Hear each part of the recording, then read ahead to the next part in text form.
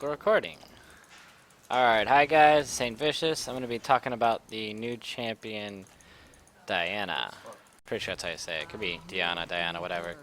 Um, from what I've played of her so far, and I've played a couple games with her, I've done pretty good every one of my games.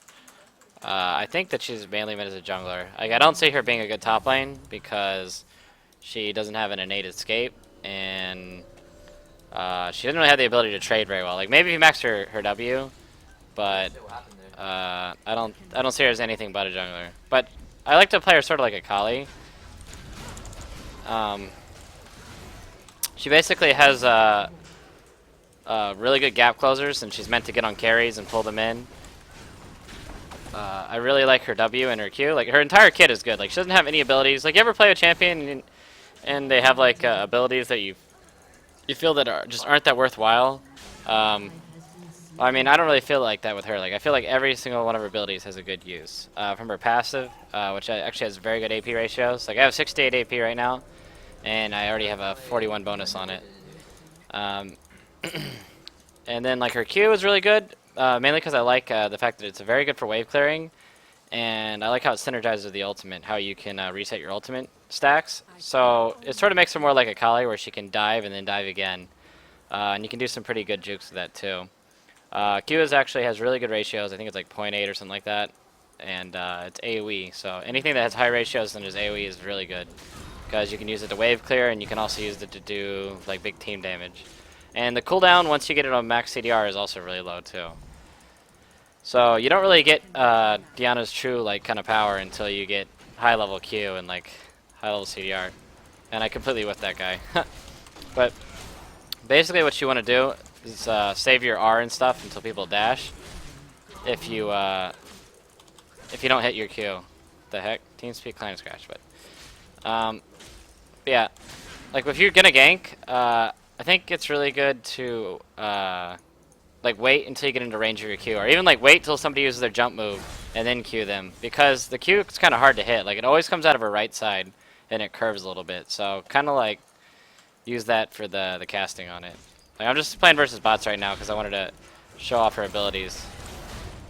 But like, I'm kind of giving like an estimated damage output for her because I go triple GB10 in the jungle. Like, I don't think that she needs any kind of like jungle clearing item. She doesn't need wriggles. She doesn't need any of that kind of stuff. I think as fast as possible to get your GP10, your triples, and then you can build into either. There's two ways to build her. You can either build her as an assassin and play her sort of like a Kali, or you can build her as like an initiate. So, like, you can even build DFG on her. Because your goal in a team fight as Diana is to basically get past the tank line and get to the squishies and then pull them in, or like just straight up assassinate them. And depending on how farmed you are is going to determine like your true role. Like, I think you can build Diana also like Alistar, get some CDR items, and then maybe like Abyssal and Hourglass, and just go into a fight and cause a lot of chaos. What the heck? Look at this great spot. He has Meki Pendant. But this guy has like 1,000 health. I mainly have CDR items. And I'm going to show you the kind of burst it is. What level is he? He's level 7. So it's not too bad of a difference. If you'd stop choking. I'm getting juked by a bot. Yeah, he has about 48 MR and I have Merc Treads. So I'm going to show you some damage output.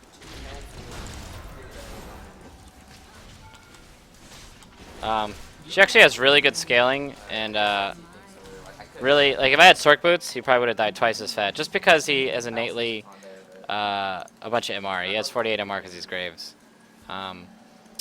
But you really don't do huge damage until you get like Death Cat Void Staff. So I don't think you should build full AP on her unless you're snowballing really hard. I think the best build for her would be maybe triple GB10 into Hourglass, and then you get Abyssal, and then you can get DFG or something like that.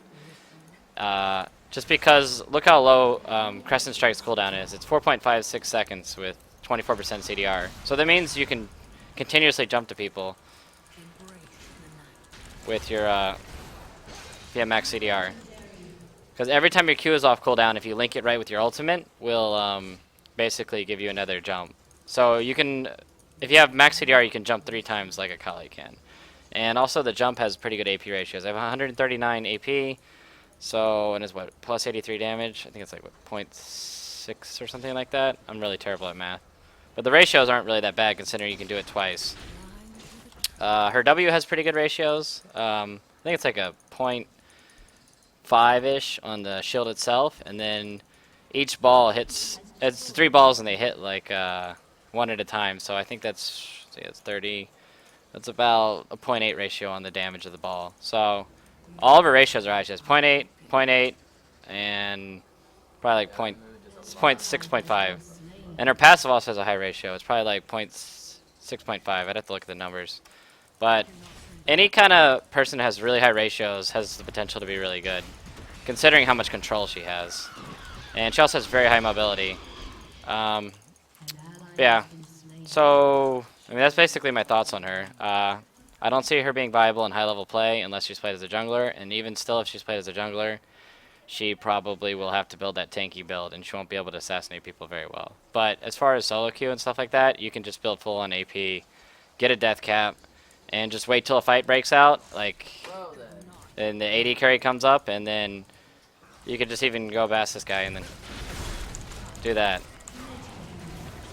Like, her ability to jump on carries is just insane, and there's almost nothing they can do about it because as his E gets ranked up, I think it's like 60-something% slow, and it's actually pretty low cooldown when it sits at max rank. But yeah, that's my thoughts on Diana, and thanks for watching. Peace.